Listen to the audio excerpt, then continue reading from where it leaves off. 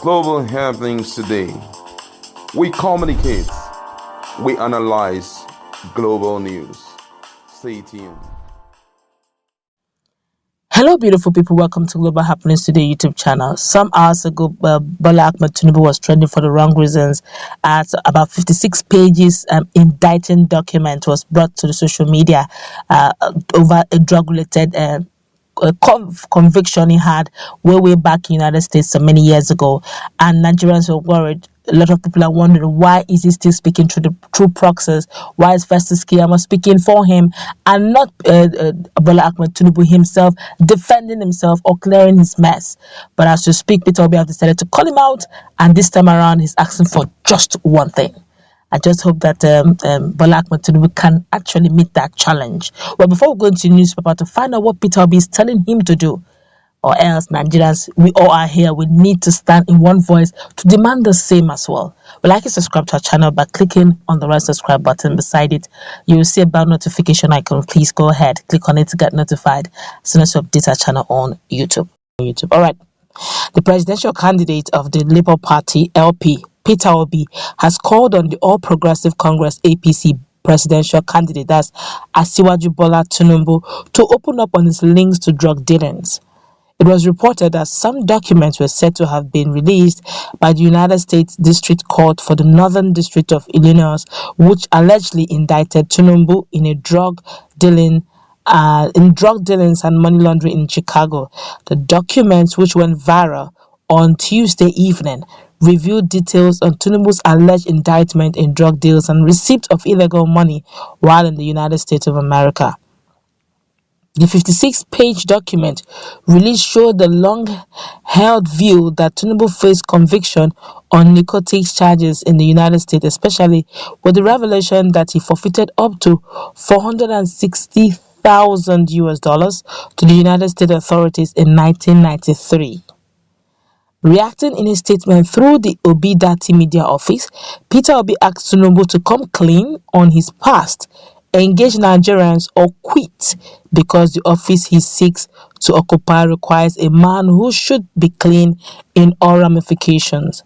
According to Obi, Tinubu must stop indulging in proxy games about his past, ostensibly to deny Nigerians the opportunity of knowing exactly the person aspiring to be president. The statement read, and I quote, "What has made the Obi Dati media office more curious is the continued refusal of the APC candidate to present himself for scrutiny by Nigerians, dodging every public and media interaction and using spokesperson and attack dogs to reach Nigerians and cover up his dirty tracks. Rather than be ashamed of the embarrassing situation, Tinubu campaign office is arrogantly and fraudulently covering up and scheming to pick and choose the public events to attend. It is not enough to release documents as manifesto, but not be available to defend and explain how you intend to carry out the implementations of the manifesto, since spokespersons are not going to be on the ballot. If Tinubu truly had any record of narcotics and money laundering, especially the cases arising from drug-related businesses at any stage in his life, he must explain himself to Nigerians. And if he hid his past to Nigerians and the Independent National Electoral Commission, INEC, then necessary steps should be taken by relevant authorities to save the country from such a person having access to power at the highest office in the land. Well, the 2023 Electoral Act, the Labour Party Presidential Candidate Media Office noted that there is a column in INEC form, that's INEC form, to candidates seeking to know if they had ever been convicted by any court of law anywhere in the world, and that withholding such information breaches the 2022 Electoral Act as amended. They noted that Nigerians expect the Electoral Commission to demand a convincing response from the APC presidential candidate and act on it accordingly without let or hindrance, following the successive failure of the governance in our country over time, the Electoral Commission and indeed the entire Nigerian populace should know or should show more than passing interest in the backgrounds of all those aspiring to rule this country. It's against this backdrop that we totally align our position with that of our presidential candidate, Mr. Peter Obi, that candidacy by proxy must be rejected since the buck stops on the table of the person being elected, not spokesperson or attack dogs. The statement said.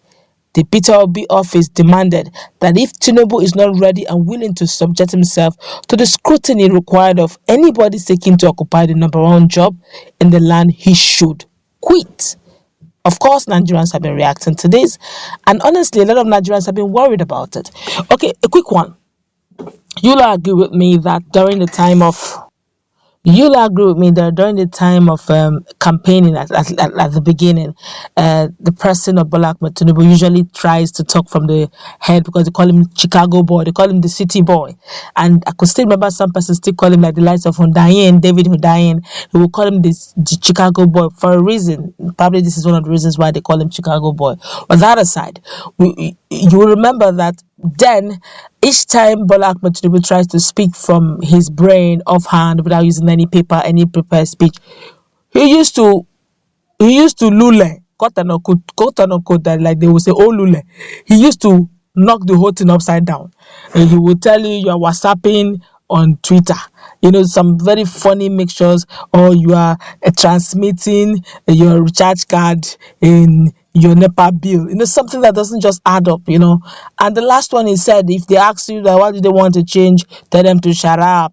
You just could see that he's not making sense. He keeps saying things. You just know that this guy is suffering from a bit of amnesia, or it has to do with old age, the old age syndrome. And Nigerians are saying, okay, going forward, can you subject yourself to scrutiny? A lot of Nigerians believe that one of the major reasons why he didn't come for the Arise television debate is simply because he would goof. Goof because he's an old man, and goof because they cannot prepare speech for debates for him, because the questions that will be asked are going to come from the populist people, the Nigerians that were present in that debate, in that town hall meeting, of which there's no prepared speech for that. And it's going to be first-hand scrutiny, and they know he would go, because after that period, anytime Bola Tinubu appears, he always appears with paper, prepared speech. When he had talk with the elite, talk with the industries, captains of industries in Lagos and other parts of the northern part of Nigeria, he came with a prepared speech. All right, so unlike Peter Obi, who is a working encyclopedia, in fact, call him Wikipedia, you're not wrong. You would agree with me that that man does not really need papers. If he even has papers, just a case of highlights to remind him that he will talk within the points highlighted. But one thing is certain. If Bola Tinubu does not bring himself out for scrutiny, then Nigeria should really be worried. Is it the likes of Festus Keyamo that's going to rule? Of course not. Shetima is not going to. The bulk of the whole thing, like Peter B will say, does not fall on the table of Shetima. It falls on the table of Bola Tinubu. We want to know who is going to rule us and how he intends to do that. Not by proxy. Do we need another Pro Max? If we get that kind of promise, then we are in for it. But that's where I'm going to wrap it up.